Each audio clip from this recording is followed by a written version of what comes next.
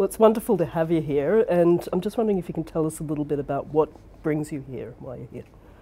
Well, I'm here to speak at Cultured Queer, Queering Cultures, Indigenous Perspectives on Queerness, and it's really exciting to be able to collaborate with other Indigenous queer artists and activists and scholars from all over. So, It's wonderful. Can you tell us a little bit about some of your work? yeah, I do work focused on Cherokee queer and Two-Spirit histories and studies. My PhD is in rhetoric and writing, focusing on cultural rhetorics. I'm a poet and performer, so I do a lot of very interdisciplinary work, but have been working a long time trying to think through Two-Spirit studies and critiques and movements for resistance and decolonization.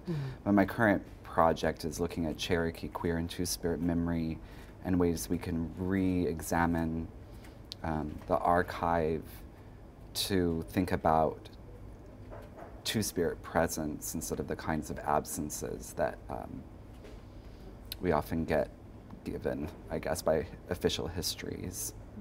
Can I ask, do you think that translates in an international context? Or even maybe in a national context, obviously, because you're looking specifically at your own communities. Yeah, well, I think that, you know, I really appreciate some of the work that Craig Womack has done. He's a Muskogee scholar, saying that intertribal work needs to come from a really solid national center, Indigenous national center. So I do think that there's ways to have these conversations outside of a Cherokee context, and I do gesture towards a larger kinds of conversations to think about decolonization and memory, but want to root it in particular places and histories, and try to not fall into some of the negative parts of pan-Indigenous approaches. It's risky. Yeah, yes. But I think that a lot of us, and one of the things that has been exciting to hear at this symposium are thinking through some very similar issues, the kinds of ways that our history and memory get contained or erased by heteropatriarchy and colonization, and the way that we are both rooting our identities and practices in history and memory, but also revising those and not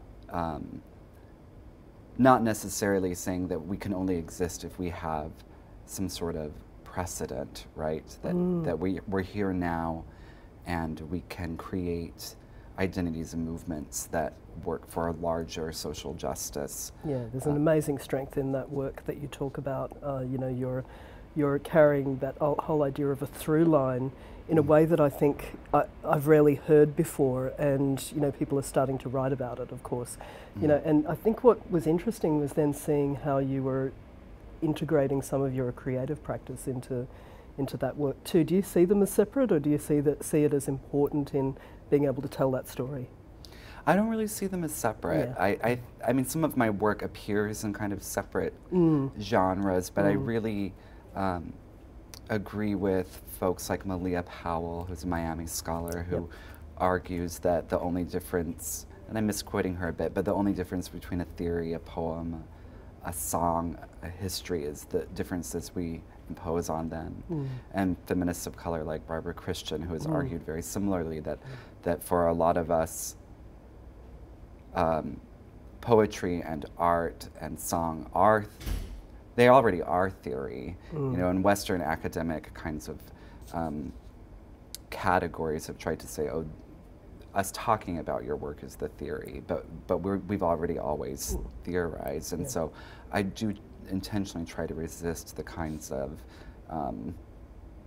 boxes that our work often gets put into, like this is the scholarship, this is the performance, this is the poetry, or, you know. So. Well, thank you again, Qwo-Li. It was amazing to hear you talk yesterday, and you know, I hope people have a chance to hear and read more of your work. Thanks again. Thanks. It's great to be here. Wow.